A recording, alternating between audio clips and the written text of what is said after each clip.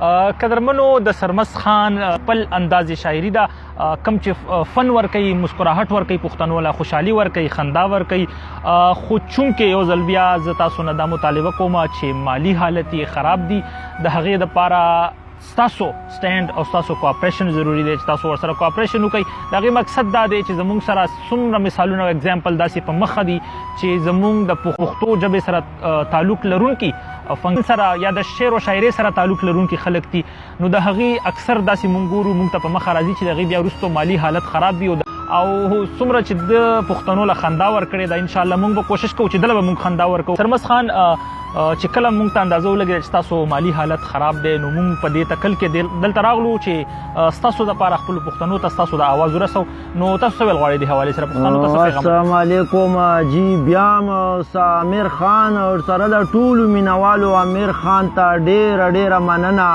او پاک پروردګار دی خوشحاله ساتي امیر خان سره د یارانو مینوالو چې باریکه دننه. خو داسې شخصیت مو نه لیدو خدای شته په دنیا کې تر ننه چې مونږ لپاره تکلف وکړو، واخ یې وکړو. امیر خان مونږ له راغو او مونږ له یو څو ملټه یو څو لازې راکړي او امیر خان چې کوم دی زمونږ حالاتو باندې نظر واچولو، نو امیر خان زمونږ مالی حالات خو داسې دي چې دیاړي مار شي، څلورو پنځو بچو پلار شي، د ټاټکۍ مزدورۍ نه هم بیزار شي او له بچي مچي کور کې بیمار شي او د ډاکټرانو هغه مثلا په مل د پاکستان کې دومره ګناهګار شي او بیا چې زما غونتې کور او په بار ورسره د زرو درک نه لګي خوار شي، که د جومات امام شي نو خدای شته که د چا د کار شي. نو بیا هم امیر خان دی یو زنده دله ځوان دی، مینوالو را سره ناست دی، را باندې ګران دی.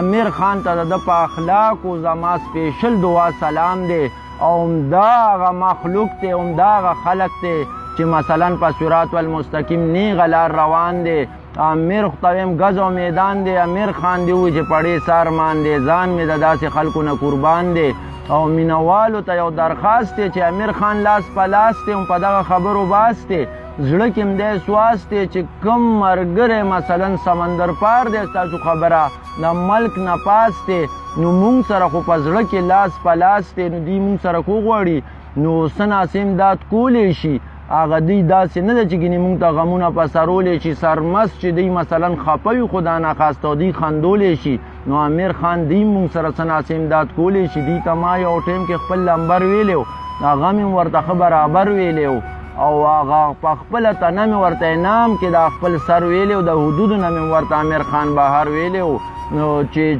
47 اور 94 میں 87 986 دا 11 ټکي بسي دا لمبر د دې ملنګ سرمسي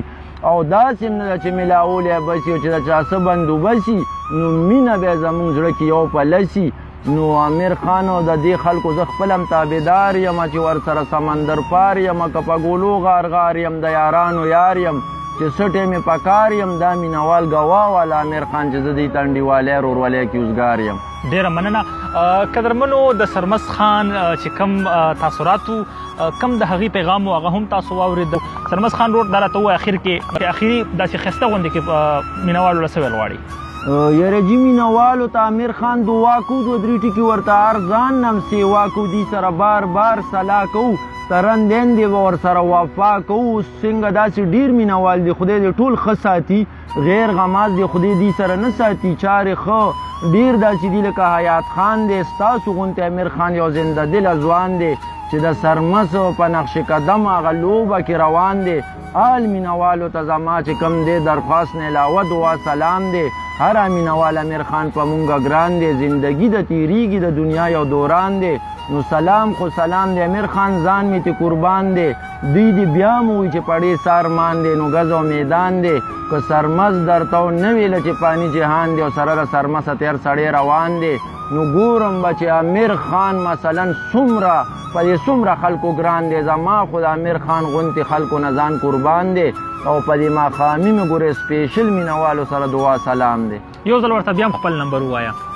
جی نمبر 0347 دی 94 میں 87 986. امیر خان دا 11 ټکي بسي، دا لمبر د دې ملنګ سرمسي، باقي د هر چا یو خپل بندوبسي، د چا به مینوالو زوړي، د چا به تازه او دسي، څوک په پیدی څوک په اسی، نو زه وایم زیره به تاسو سره زمونږ دا انډیوالي دا ګپ بسي. بیا به امیر خان سره سلا کوو چې څنګه او څه لوبه به او کوم به بندوبست ان شاء الله ډیره مننه سرمس خان د وخت